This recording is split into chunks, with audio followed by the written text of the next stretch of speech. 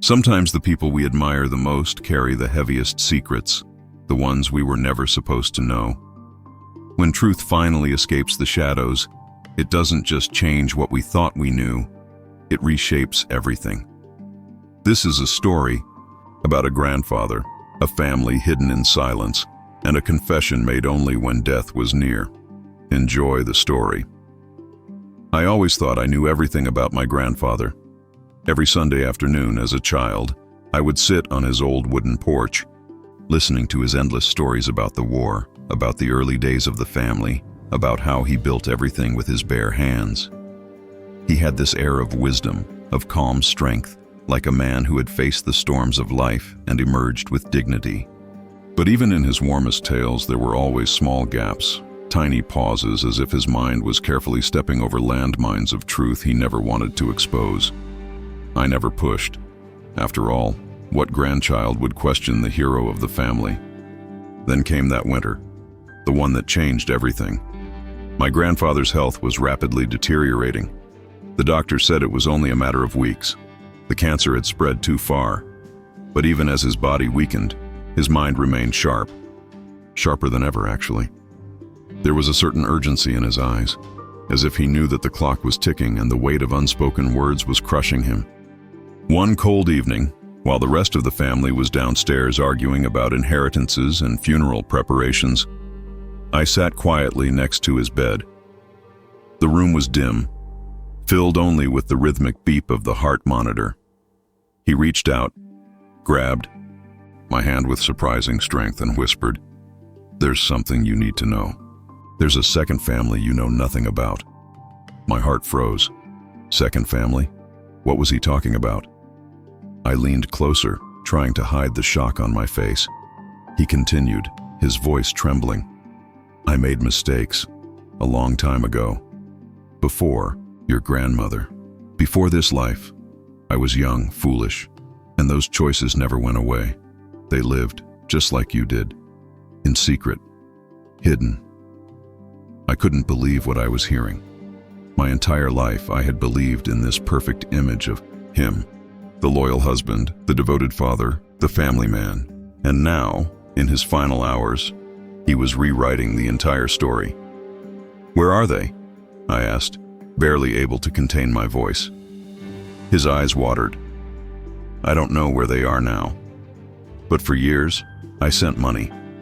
I kept in touch with someone who promised to care for them. But after your grandmother got sick, I severed all ties. I thought burying it would protect this family. But the guilt never left." Tears streamed down his cheeks. And for the first time in my life, I saw not the strong man I admired, but a broken soul haunted by regret. "Do they know about us?" I whispered. "I don't know," he replied. "Maybe, maybe not. But one day, they might come looking. And when they do, I need you to listen to them. Hear their truth. Because I was too much of a coward to face it myself." The next morning he was gone. And with him, so many unanswered questions. The funeral was a mess. Relatives fought over his assets like vultures. And as I watched them tear each other apart, I realized they had no idea of the storm that might be coming. Weeks passed. I tried to live my life as if nothing had changed, but how could I? Every time the phone rang, every time a stranger walked by, a part of me expected to face someone from that mysterious second family. Then, one rainy afternoon, a letter arrived. No return address. Just my name written in old, shaky handwriting. My hands trembled as I opened it. Inside was a single photograph. A woman about my age, with striking features that eerily mirrored my grandfather's. Her eyes, her smile. It was like looking into a parallel version of myself. The letter read, "I believe we're family." My mother told me stories about a man named William. She said he was my father's father. "I don't want anything from you. Only the truth." I sat in silence for hours, staring at the picture, rereading the letter over and over again. My grandfather's words echoed in my mind. The second family, they existed, and now they had found me. The next days were a storm of emotions. I didn't know what to do. Should I tell my parents? Should I meet her? What if this destroyed what little peace was left in our family? I needed answers. Real answers. So I replied to the letter.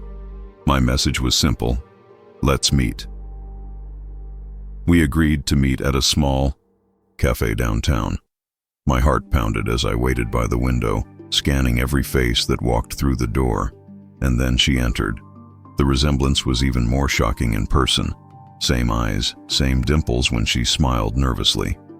She approached my table slowly, almost cautiously, as if afraid that one wrong word could shatter the fragile moment. "Hi," she said softly. "I'm Emily." I stood up and extended my hand, but instead, she gently hugged me. It wasn't forced. It was natural. Almost familiar. We sat down, both unsure how to begin. After a few moments of silence, she spoke. My mother always told me stories about William.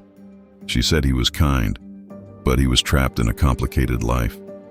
She never blamed him. She just missed him. I listened, feeling a strange mix of sadness, anger, and curiosity swirling inside me. "Did she ever try to contact him?" I asked. Emily shook her head. She said it wasn't her place. He had another family. She didn't want to destroy what he had built, but she always kept hope that one day we'd meet you. My mind was racing. My grandfather, the man I idolized, had abandoned a family, and yet they spoke of him with grace, with understanding I wasn't sure I could ever have. "So, do you have siblings?" I asked, my voice trembling. She smiled faintly. "Just me. I was the only child. My father left my mother when I was young, but she always made sure I knew about William." I couldn't believe how calm she seemed. I, on the other hand, was drowning in questions, struggling to reconcile the man I thought I knew with the man she described. I don't even know what to say," I admitted. Emily reached across the table, placing her hand gently on mine. "I didn't come here to ruin anything," she whispered. "I just wanted to know you, to know if there was a part of my story that wasn't completely lost." Her words pierced through my anger, cutting straight into my heart. She wasn't here for money or revenge or drama. She was here for connection, for closure. "Have you told anyone else?" I asked. She shook her head. "Only you." For a brief moment, we just sat there, two strangers bound by a secret neither of us created. And yet, the bond felt real, strong, deep. As the hours passed, we shared stories. She told me about her childhood, the struggles her mother faced, the way they always wondered about the other side of the family. I shared memories of Sunday afternoons on the porch, of my grandfather's laugh, his wisdom, and yes, his silences. At one point, she pulled out an old yellowed envelope from her purse. "My mother wanted you to have this," she said, sliding it across the table. My hands shook as I opened it. Inside was a series of letters, all handwritten by my grandfather, letters he had sent over the years. They were filled with apologies, updates on his life, regrets about the choices he made, and most of all, deep love for the daughter he couldn't raise. My eyes filled with tears as I read his words. He never stopped caring. He never forgot. He simply couldn't face the consequences of his past. Emily's voice broke the silence. He loved both families. I believe that. But fear kept him apart from us. I nodded slowly, overwhelmed by the weight of it all. "What do we do now?" I asked. She smiled gently. "That's up to us. We can pretend this never happened. Or we can try to build something new, something honest." For the first time since my grandfather's death, I felt a strange sense of peace. Maybe not everything was lost. Maybe this was a new beginning. And as we hugged goodbye that night, I knew that the story my grandfather tried to bury was finally seeing the light. In the weeks that followed, Emily and I began to speak regularly. At first, it was cautious, almost awkward. We were still strangers after all, but the invisible thread that tied us together grew stronger with every conversation. We shared photos, stories, Memories that mirrored each other in strange and sometimes painful ways. One evening, Emily called me with a tone in her voice I hadn't heard before, a mixture of hesitation and urgency. "There's something I need to show you," she said. "It's about our grandfather." My stomach tightened, as if each revelation pulled me deeper into a labyrinth I never asked to enter. We met at her apartment, a small but cozy place filled with framed pictures and soft lighting. On the coffee table lay a dusty, locked box. "My mother kept this hidden for years," Emily whispered. "She said it belonged to him. She was always too afraid to open it, but I think it's time." My pulse quickened. The weight of what might be inside was unbearable. She handed me a small silver key, trembling slightly. I inserted it into the lock, and with a soft click, the box opened. Inside, neatly arranged, were dozens of photographs, letters, and old documents. But what caught my eye immediately was a leather-bound journal. I picked it up carefully, as if it might crumble under my touch. The first page was dated nearly 60 years ago, and with each handwritten entry, my grandfather's voice echoed through time. He spoke of love, of regret, of choices made in secret. He wrote about my grandmother, about the guilt of leaving his first child, about the constant war within his soul.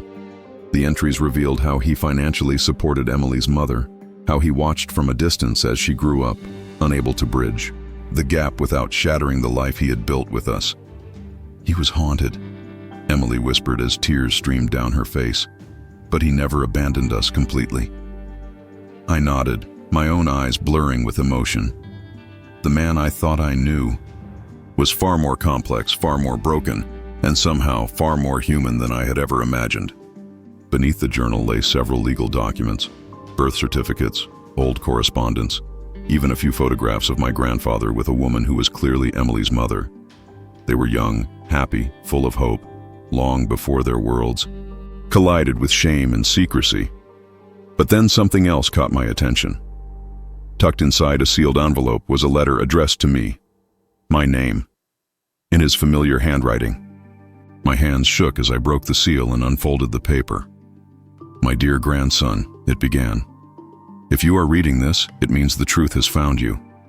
I carried this burden my entire life, not because I didn't love you or your family, but because I feared the pain it might bring. I made terrible mistakes, ones I could never undo. But know this, my love for all of you was real. I hope one day you will forgive the man I was, and perhaps find peace with the family I left behind. You have a sister, and she has you. That is my final gift." The words blurred as the tears fell uncontrollably. In that moment, anger, grief, and love twisted inside me like a storm. I glanced at Emily, who was sobbing silently. We sat there for a long time, no words, only the shared weight of our grandfather's final confession pulling us closer together. As the night grew quiet, Emily whispered through her tears, "He wanted us to find each other. I believe that." And deep inside, so did I. Days turned into weeks, and what began as cautious conversations slowly grew into something neither of us expected, a genuine bond. It was strange, almost surreal, how natural it became to talk to Emily, to laugh, to share, as if we had known each other for years, rather than just a handful of months. Every time we spoke, another layer of our grandfather's secret life unfolded.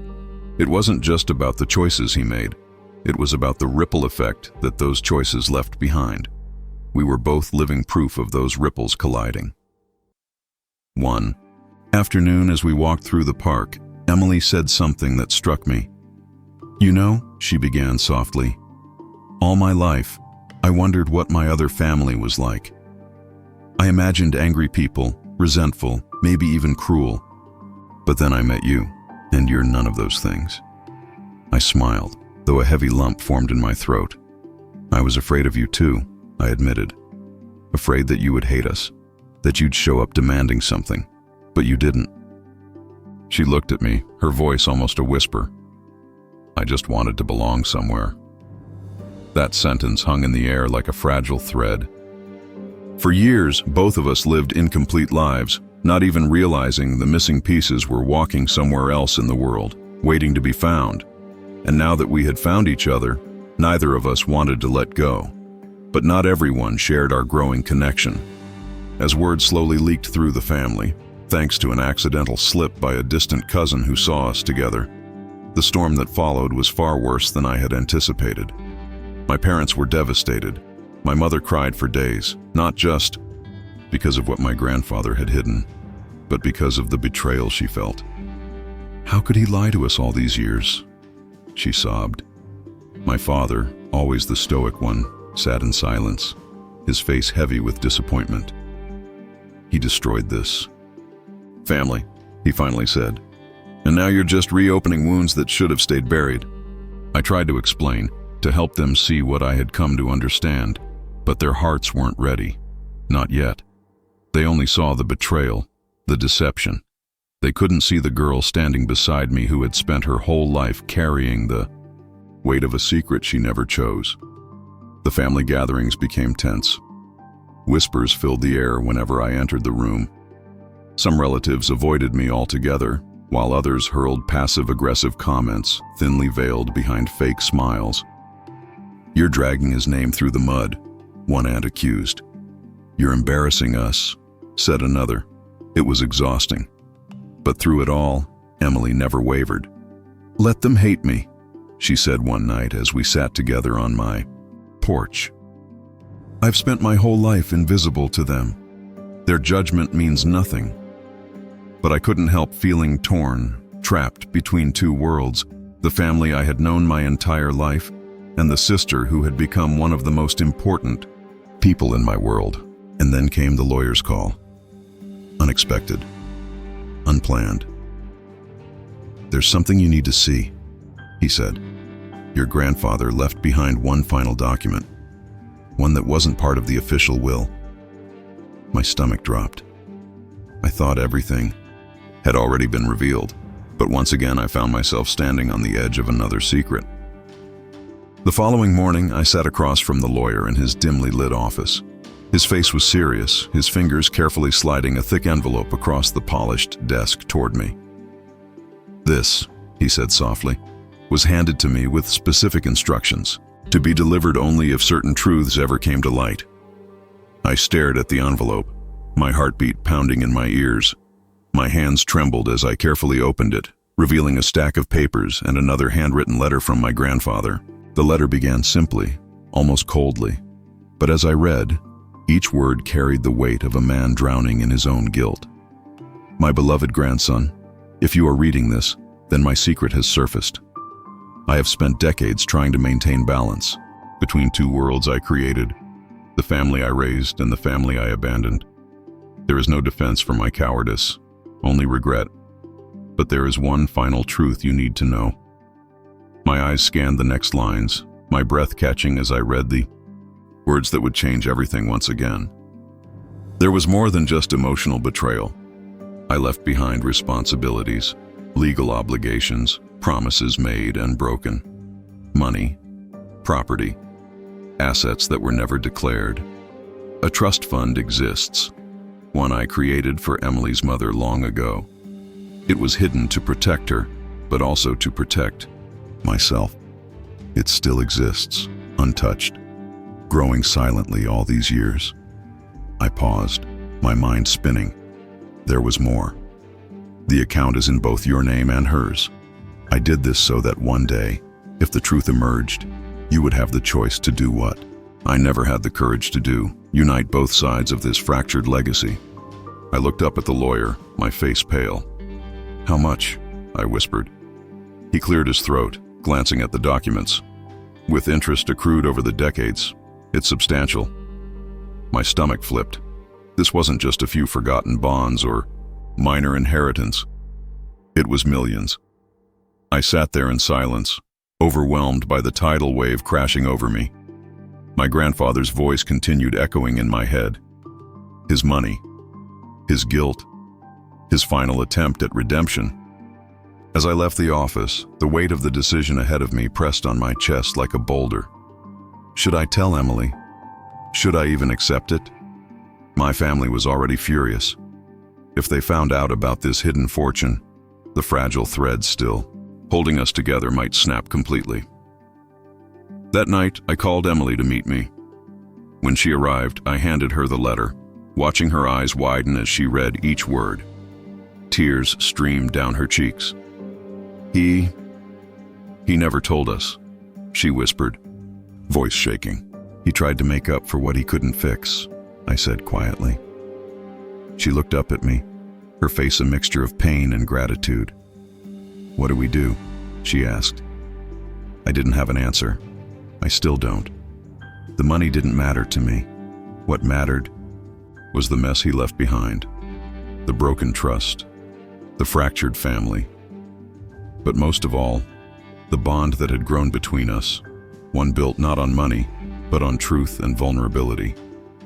We'll figure it out together, I finally said. And for the first time since all of this began, I saw a glimmer of peace in her eyes, a new beginning, a future not defined by the mistakes of the past, but by what we chose to build from its ruins. But peace is never simple when old wounds are reopened. Within days, word of the hidden trust fund spread through the family like wildfire. I still don't know how it leaked. Perhaps the lawyer mentioned it to someone, or maybe it was inevitable the moment Emily and I began spending more time together. The phone calls started first. Angry, accusing. How dare you hide this from us? One uncle shouted over the phone. You're conspiring with her to steal what's rightfully ours, another relative spat. The word ours burned in my ears. None of them cared about the truth, about the decades of pain my grandfather left behind. All they saw was money, a fortune they believed belonged to them. The family meetings became war zones. My parents, already shaken by the earlier revelations, were now drowning in humiliation and resentment. My mother cried in the corner while my father pounded his fist on the table, demanding explanations I couldn't give. You're choosing her over your own blood, he roared. But what was blood, if not poisoned by lies? Emily stood silent, enduring every glare, every hateful word, every venomous accusation hurled at her. I wanted to protect her, to shield her from the ugliness of a family collapsing under its own weight. But this was no longer just my fight. It was ours. One evening, as we sat together in my apartment, I saw the exhaustion in her eyes. Maybe I should walk away, she whispered.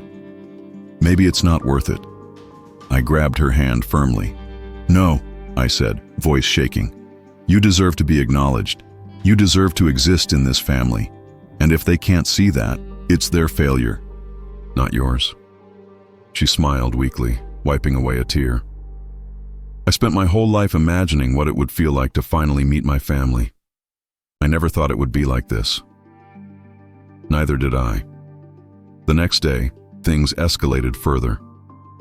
A group of relatives filed a formal petition challenging the legality of the trust fund.